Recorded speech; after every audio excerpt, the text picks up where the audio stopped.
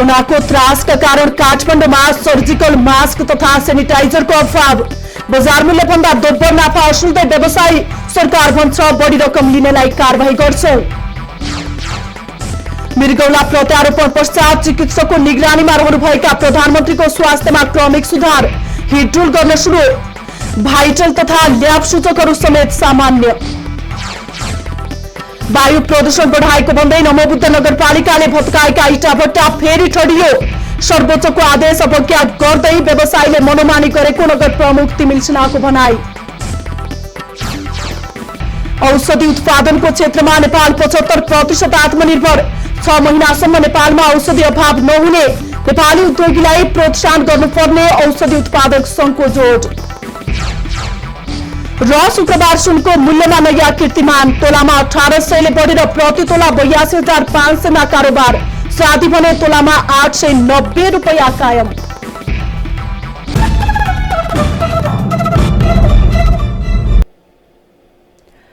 नमस्कार, यो हो TV today network. TV today समाचारमा स्वागत छ। म शान्ति गिरी। अब तपाईको ध्यान हामीतिर। देशको राजधानी काठमाडौँ स्थित मेडिकल र फार्मेसीहरूमा सर्जिकल मास्क अभाव देखिएको छ। नेपालमा पनि कोरोना संक्रमण फैलिन सक्ने सन्तास बढेसँगै मास्कको प्रयोग बढ्न थालेपछि बजारमा कृत्रिम अभाव देखिएको हो। एक रिपोर्ट। कोरोना भाइरसको संक्रमण फैलिन नदिनका लागि अति आवश्यक मास्क तथा ह्यान्ड सेनिटाइजरको समेत नेपालमा अभाव हुन थालेको छ। देशको राजधानी काठमाडौँ स्थित मेडिकल तथा फार्मेसीहरूमा सर्जिकल मास्क अभाव देखिएको छ। नेपालमा पनि नोभेल कोरोना भाइरस अर्थात् कोभिड-19 को संक्रमण फैलिन सक्ने सन्तास बढेसँगै सर्वसाधारण जनताहरूले भाइरसको संक्रमणबाट जोगिन भन्दै मास्कको प्रयोग गर्न थालेपछि मास्कको अभाव देखाउँदै कालो बजारी समेत सुरु भएको छ। संक्रमणबाट जोगिनको लागि उपयुक्त मानिने मास्क N95 नेपाली बजारमा पाइनै छाडेको छ। अरु समयमा 5 देखि 10 रुपैयाँमा पाइने मास्कलाई केही व्यापारीहरूले 50 देखि 100 रुपैयाँसम्म लिने गरेको पाइएको छ। अझै अचम्मको कुरा त देशको राजधानी जस्तो ठाउँमा मास्क लुकाउने प्रविधि समेत हाबी भएको छ। धेरैले मास्कमा कालो बजारी भएको भन्दै गुनासो समेत गरे। केहीले मास्क पाइनै छाडेको विषयमा यसरी गुनासो पोख्छन्। मास्क छैन, कोही पनि छैन। अब यस्तो या भित्रभित्रै लुकाएर अब जो जनतालाई के अलिकति शास्ति दिनलाई होगी छैन भने है। अब नआत्तिउँ नडराउँ, सुतीको राम्रो कपडा किनौँ होइन, अनि त्यसलाई धोइ उरी लाएर जाऊ छोरी भनेर पनि हामीले कलेज जाँदाखेरि छोरीलाई त्यसरी भन्यौँ कि मास्क चाहिँ पाउँदैन त अब के गर्नु है। छैन, पाएकै छैन। मास्क चाहिँ मेरो ख्यालमा चाइनातिर अरू देशहरूले यहाँ पाए जति सबै मास्क लाने भएकोले बजारमा सर्टेड भएको जस्तो देखिन्छ। यो महामारी फैल्यो भनेर अब होइन वर्ल्ड हेल्थ अर्गनाइजेसनले पनि भनेपछि यसको बढी प्रभाव नेपालमा पनि देखियो। अनि मास्क भएकाहरू पनि लुकाउने या चाहिँ अब अलि महँगोमा बाहिर पठाउने भाव हुनुपर्छ भन्ने लाग्छ मलाई। राजधानी काठमाडौँमै विगत 4 हप्ता अघिदेखि मेडिकल मास्कको अभाव हुन थालेको मेडिकल तथा फार्मेसी सञ्चालक बताउँछन्। मास्कको अब हामीले सुनेअनुसार अब एक पिसकै 30 रुपियाँ 40 रुपियाँसम्म भनिरहेका हुन्छन्। त्यो भएर अब हामीले पहिले 5 रुपियाँ 7 रुपियाँ 10 रुपियाँ बेचिरहेको मास्क त्यतिमा हाल्दा हामी आफैले होलसेलमा त्यति लिन्छ भनेपछि अब हामीले त ल्याएर कस्टमरलाई त 1-2 रुपियाँ नाफा खाएर त बेच्नै पर्यो। त्यतिखेर बेच्दाखेरि चाहिँ अब नसक्ने भएर बरु हामी त्यो नबेच्ने भनेर चाहिँ मैले ल्याउँदै नल्याएको।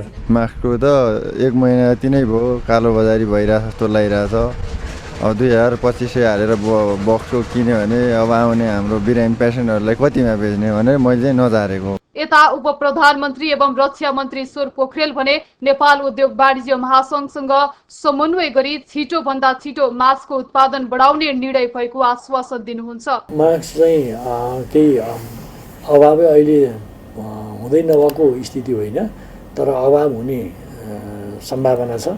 त्यसलाई ध्यान दिएर हामीले उद्योग वाणिज्य महासंघसितको परामर्शमा इमिडिएट उत्पादन गर्ने, सस्तोमा उत्पादन गर्ने हिसाबले राज्यको तर्फबाट के अनुदान दिएर गर्नुपर्छ त्यसतर्फ पनि हामीले केही। कोरोना भाइरसको संक्रमण फैलिन नदिनका लागि अति आवश्यक मास्क तथा ह्यान्ड सेनिटाइजरको समेत नेपालमा अभाव हुन थालेको छ। राजधानीका अधिकांश फार्मेसीहरूमा मास्क सोध्न जाँदा मास्क छैन भन्ने प्रतिक्रिया हुने गर्छ भने अधिकांश फार्मेसीहरूले नो मास्क जस्ता सूचनाहरू नै लेखेर फार्मेसीमा टाँसिरहेका छन्। यस विषयमा सम्बन्धित निकायको ध्यान जान अति आवश्यक छ। टिभी टुडे समाचारका लागि क्यामेरामा सचिन बेष्टको सहयोगमा तुलसी आर्याल, काठमाडौँ। समाजवादी पार्टी नेपालका संघीय परिषद अध्यक्ष डाक्टर बाबुराम भट्टराईले प्रधानमन्त्री केपी शर्मा ओलीको 2 वर्षे कार्यकाल देशका लागि दुर्भाग्यपूर्ण रहेको बताउनु भएको छ। पार्टीको काठमाडौँ, ललितपुर, भक्तपुर जिल्ला कमिटिहरू समायोजन घोषणा कार्यक्रममा डाक्टर भट्टराईले उपचाररत प्रधानमन्त्री ओलीको स्वास्थ्य लाभको कामना गर्दै बितेको 2 वर्षमा जनताले केही पनि नपाएको बताउनुभयो। आशा गर्छौँ, विश्वास गर्छौँ, प्रार्थना पनि हामी गर्छौँ, तर 2 वर्षको उहाँको कार्यकाल नेपालको इतिहासको सबभन्दा दुर्भाग्यपूर्ण कार्यकाल रह्यो। र 2 वर्षको जनताले कुनै विकास त्यसै हुन्छ भने राणा शासनको बेलामा पनि त फर्किङ बिजुली बनाएको छ, दरबार आइसियु बनाएको छ, अहिले त भइरहेको छ, कसैले रोक्नै सक्दैन। तर यत्रो 2 बहुमत प्राप्त सरकारले 2 वर्षको बिचमा जुन एउटा छलाङमय गतिमा विकास हुनुपर्थ्यो, सामाजिक क्षेत्रका परिवर्तनहरू, आर्थिक क्षेत्रका परिवर्तनहरू, राजनीतिमा एउटा परिवर्तनहरू, भ्रष्टाचार नियन्त्रण गर्ने कुरा, सुशासन दिने कुरा कति गर्न सकिन्थ्यो। सत्तारूढ दलभित्र भागभण्डाको लडाईँ सुरु भएको उल्लेख गर्दै भट्टराईले अर्को निर्वाचनमा देश नयाँ ध्रुवीकरणसम्म जाने भएकाले त्यसको तयारीमा लाग्न जिल्ला कमिटिहरूलाई निर्देशन समेत दिनुभयो। भक्तपुरको चागुनारायण नगरपालिकाले कोरोना भाइरस सम्बन्धी जनचेतनामूलक कार्यक्रमको शुभारम्भ गरेको छ। शुक्रबार नगरपालिकाको वडा नम्बर 3 बाट सफा सुग्घर घर आँगन, सफा स्वच्छ बाटो, पूर्ण सरसफाई उन्मुख बन्दैछ चागुनारायणको माटो भन्ने मूल नाराका साथ भाइरस सम्बन्धी जनचेतनामूलक कार्यक्रमको शुभारम्भ गरेको हो। कार्यक्रममा नगरपालिकाले वडा नम्बर 3 लाई एम्बुलेन्स समेत हस्तान्तरण गरेको थियो। कार्यक्रममा नगरपालिकाका प्रमुख सोम प्रसाद मिश्रले कोरोना भाइरसको बारेमा नगरवासीलाई जनचेतना फैलाउने उद्देश्यले विभिन्न कार्यक्रम सञ्चालन गरिरहेको जानकारी दिनुभयो। निर्वाचन घोषणा पत्रदेखि निर्वाचन अभियानदेखि नै स्वास्थ्य क्षेत्रमा केही कमिटमेन्ट गरेका थियौँ। चागुनारायण नगरपालिकाको प्रत्येक वडामा एउटा एम्बुलेन्सको व्यवस्थापन गर्ने हाम्रो प्रतिबद्धता थियो र सो अनुरूप आज यो 3 नम्बर वडामा नगरपालिकाले एउटा एम्बुलेन्स हस्तान्तरण गरेको छ।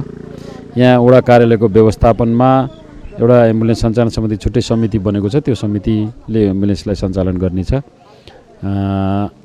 यो हस्तान्तरणको कार्यक्रम हो। यो सँगसँगै अहिले विश्वलाई त्रसित बनाइरहेको कोभिड-19 कोरोना भाइरसको बारेमा जनचेतना फैलाउने पनि कार्यक्रम यहाँले देखिहाल्नुभयो। वडा नम्बर 3 का अध्यक्ष श्याम सुन्दर धिमालले एम्बुलेन्स सेवाबाट वडावासीलाई सहज स्वास्थ्य सेवा प्रवाहमा मद्दत पुग्ने विश्वास व्यक्त गर्नुभयो।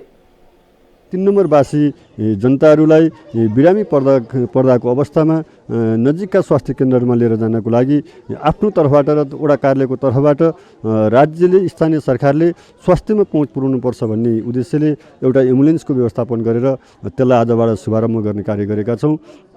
र त्यसको हाम्रा विभिन्न कला र संस्कृतिहरूलाई जगेर्ना गर्न महामारीको रूपमा फैलिरहेको कोरोना भाइरसको विषयमा विशेष सतर्कता अपनाउन पनि प्रमुख मिश्रले आम नगरवासीहरूलाई अपिल समेत गर्नुभयो।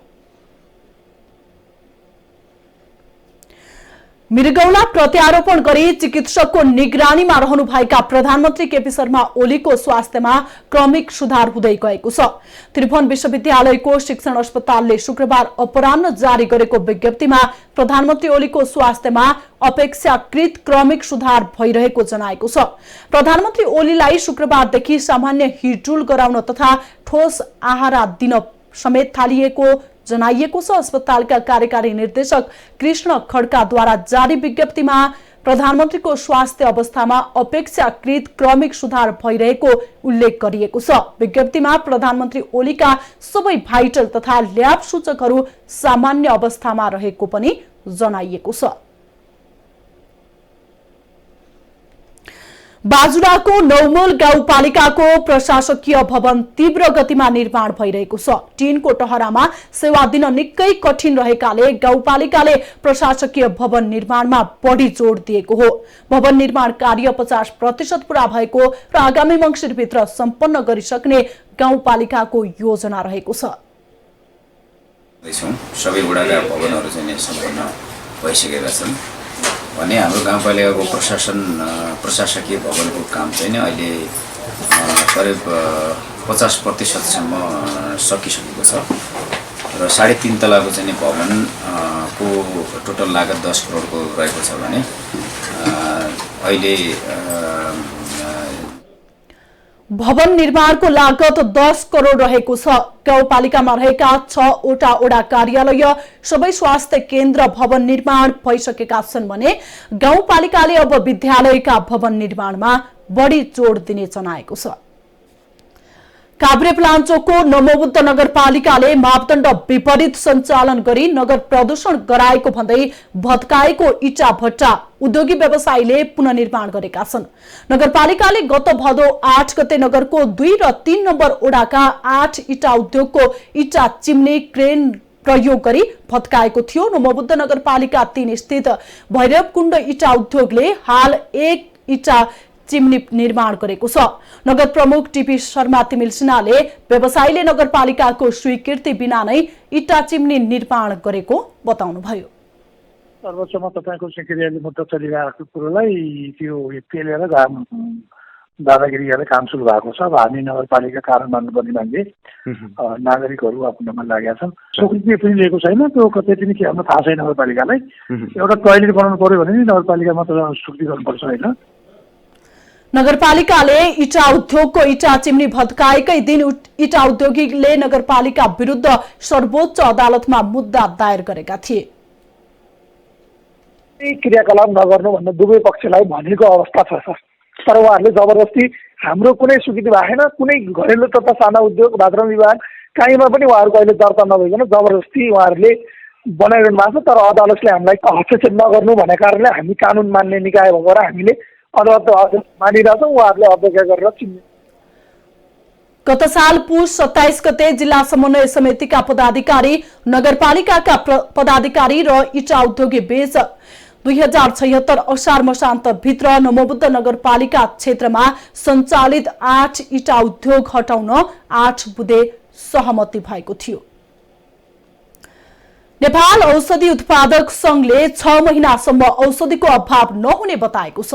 भारतले 26 प्रकारका औषधि निर्यातमा प्रतिबन्ध लगाएपछि नेपालमा औषधि अभाव हुने आकलन भइरहेका बेला संघले यस्तो बताएको हो। मेट्रिक टन पारासिटामोल आएको छ भनेपछि त्यो करिब हामीलाई 4 महिनालाई चाहिने चाहिँ कच्चा पदार्थ हो र फरवरीमा पनि यही मात्रामा पारासिटामोल आएको छ। त्यसले गर्दाखेरि हामीहरूले 3 महिना भनेको तपाईको हाम्रो कच्चा पदार्थ र तयारी वस्तु गरेर हामीसँग मौता भएको 3 महिना हो र भर्खरै तपाईको चाहिँ नेपाल औषधि व्यवसायी संघले पनि जुन प्रेस रिलिज गरेको छ त्यसमा उहाँहरूले पनि 3 महिनाको छ भनेपछि नेपालमा यी वस्तुहरू 6 महिनालाई। नेपालमा 75% औषधिमा आत्मनिर्भर रहेको जनाइएको छ। अप्ठ्यारो अवस्थामा सरकारले विदेशमा माग्नुभन्दा नेपाली उद्योगीहरूलाई प्रोत्साहन गर्नुपर्नेमा संघले जोड दिएको छ। 70% औषधिमा हामी आत्मनिर्भर छौँ। हामी आफूले बनाउन सक्ने चिज पनि विदेशीसँग डिपेन्डेन्ट भइरहेको छौँ। मूल कुरा नै यही नै हो। हामीलाई सरकारले गरिदिनु पर्ने स्पष्ट नीति भनेको यो अप्ठ्यारो परिस्थितिमा माग्न जाने होइन, हामीलाई प्रोत्साहन गर्नुहोस्। हामी 2 वर्षभित्रमा नेपाली औषधि उद्योगलाई पूर्ण रूपले आत्मनिर्भर बनाउन सक्छौँ र आजको स्थितिमा पनि हामी 75% औषधिमा आत्मनिर्भर छौँ। सरकारले जुनसुकै बेला विदेशीले रोक्यो भने पनि हामी तयार छौँ। विदेशी कम्पनीसँग गएर हार गुहार गर्नुपर्ने स्थिति छैन। चीनको युहान शहरबाट फैलिएको कोरोनाको संक्रमणले विश्वलाई त्रसित बनाएको छ। भारतले पनि 26 प्रकारका औषधि र कच्चा पदार्थको निर्यातमा प्रतिबन्ध लगाएको छ। कोरोना भाइरसको संक्रमण फैलिन सक्ने भन्दै सरकारले चैत 5 गतेभित्र वार्षिक परीक्षा सक्न निर्देशन दिएका बेला कैलालीको धनगढी उपमहानगरपालिकाले त्योभन्दा अगावै विद्यालय बन्द गर्न निर्देशन जारी गरेको छ। धनगढी उपमहानगरपालिकाले शुक्रबार एक विज्ञप्ति जारी गर्दै नगर क्षेत्रका सबै माध्यमिक तहसम्मको शैक्षिक संस्था बन्द गर्न निर्देशन दिएको हो। उपमहानगरपालिकाको निर्णय अनुसार आइतबारदेखि लागू हुने गरी शैक्षिक संस्था अर्को सूचना नआएसम्म बन्द गर्ने निर्णय गरिएको जनाइएको छ। सबैलाई सचेत हुन अनुरोध गरिरहेका छौँ। त्यसैले गर्दा अब यो विद्यालयको अवस्था पनि त्यो हो, हुन त अब पढाइको अवस्था थियो, परीक्षाको अवस्था थियो, र त्यही पनि अब बिहान 2-2.5 घण्टासम्म सबै शिक्षक साथीहरूसँग सङ्गठनका साथीहरूसँग के छ त के गर्दा उचित हुन्छ भन्दा उहाँहरूले पनि वास्तवमै बन्द गर्न नै उचित हुन्छ। किनभने हिँडडुल गर्नुपर्ने, बच्चाहरूले दुःख पाउनुपर्ने भएका कारणले अब स्वयं सरकारको निर्देशन अनुसार सरकारी तथा निजी विद्यालयले फागुन 28 गतेदेखि नै वार्षिक परीक्षा सञ्चालन गर्नुपर्नेछ।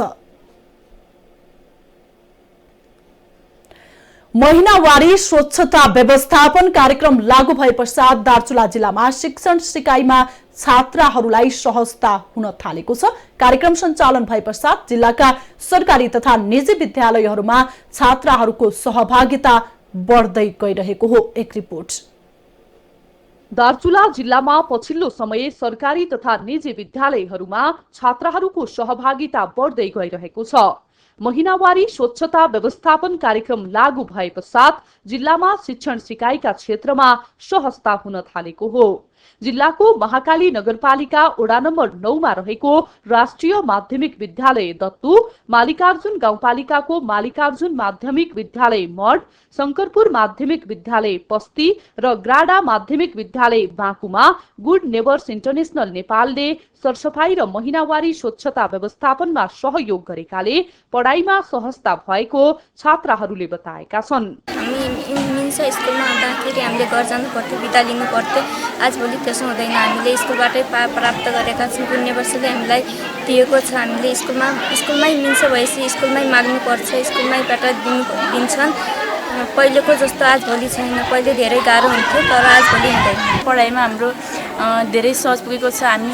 हामी धेरै टाढाबाट आउने विद्यार्थीहरूको लागि त धेरै सजिलो भएको छ। विद्यालय महिनावारी हुँदा हामी राम्रोसँग पढ्न लेख्न सक्छौँ। हामीले के गाह्रो भएको छैन।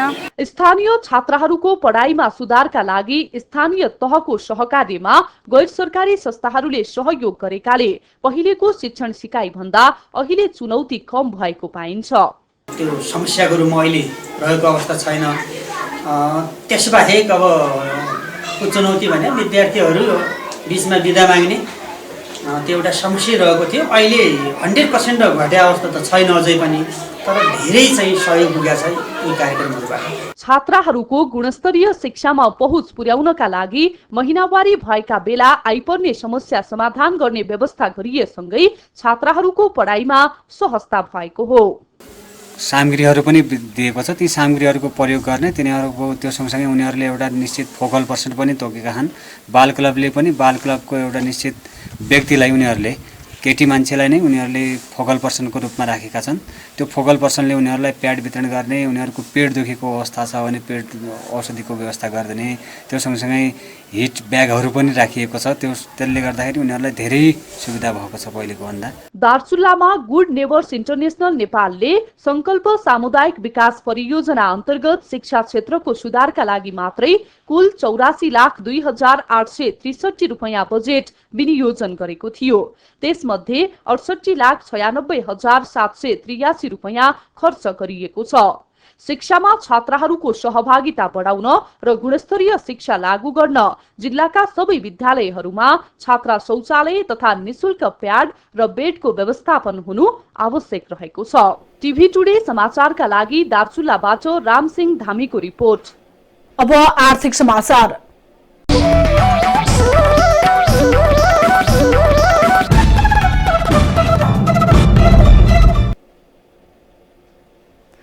अन्तर्राष्ट्रिय बजारमा लगानीकर्ता आकर्षित हुँदा सुनको भाव अझ महँगो हुँदै गएको छ। सुनको भाव शुक्रबार तोलामा 1800 रुपैयाँ बढेर तोलाको 82,500 रुपैयाँ पुगेको नेपाल सुन चाँदी व्यवसायी महासंघले जनाएको छ। यो हप्ता मात्रै सुनको भाव तोलामा 4,500 रुपैयाँले बढेको छ। चाँदी तोलामा 10 रुपैयाँले बढेर तोलाको 890 रुपैयाँमा कारोबार भएको महासंघले जनाएको छ। अब अन्तर्राष्ट्रिय समाचार।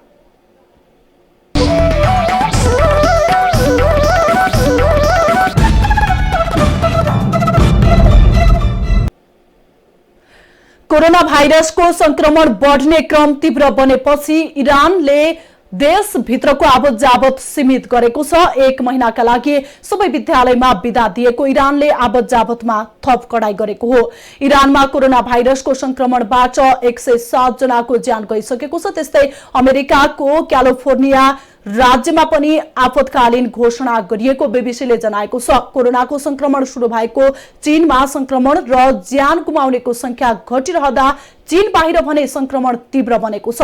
कोरोना भाइरसको कारण अहिलेसम्म 3350 भन्दा धेरैको ज्यान गएको छ भने 98,000 भन्दा धेरैमा कोरोना संक्रमण भएको पुष्टि भएको छ। त्यस्तै 54,000 भन्दा धेरै मानिस उपचारपछि घर फर्किएका छन्। समाचार सकियो। समाचारबाट बिदा लिनु पूर्व प्रमुख समाचार फेरि एकपटक। कोरोनाको त्रासका कारण काठमाडौँमा सर्जिकल मास्क तथा सेनिटाइजरको अभाव। बजार मूल्यभन्दा दोब्बर नाफा असुल्दै व्यवसायी। सरकार भन्छ बढी रकम लिनेलाई कारबाही गर्छ। मृगौला प्रत्यारोपण पश्चात चिकित्सकको निगरानीमा रहनुभएका प्रधानमन्त्रीको स्वास्थ्यमा क्रमिक सुधार। हिटडुल गर्न सुरु। भाइटल तथा ल्याब सूचकहरू समेत सामान्य। वायु प्रदूषण बढाएको भन्दै नमोबुद्ध नगरपालिकाले भत्काएका इटाभट्टा फेरि ठडियो। सर्वोच्चको आदेश अवज्ञा गर्दै व्यवसायीले मनोमानी गरेको नगर प्रमुख तिमिल सिन्हाको भनाई। औषधि उत्पादनको क्षेत्रमा नेपाल 75% आत्मनिर्भर। 6 महिनासम्म नेपालमा औषधि अभाव नहुने नेपाली उद्योगीलाई प्रोत्साहन गर्नुपर्ने औषधि उत्पादक संघको जोड। र शुक्रबार सुनको मूल्यमा नयाँ कीर्तिमान। तोलामा 1800 ले बढेर प्रति तोला 82,500 मा कारोबार। चाँदी भने तोलामा 890 रुपैयाँ कायम। हामीलाई TV today Nepal apps download गरी विश्वभरि प्रत्यक्ष हेर्न सक्नुहुनेछ। साथै www.tvtodaynepal.com मा गई हेर्न र पढ्न सक्नुहुनेछ भने फेसबुक, युट्युब र ट्विटरमा समेत फलो गर्न सक्नुहुनेछ। विकास निर्माण र जनसरोकारका विषयमा हाम्रो आवाज जारी छ। अहिलेलाई सम्पूर्ण समाचार युनिटका साथ म शान्ति गिरी पनि बिदा चाहन्छु। नमस्कार।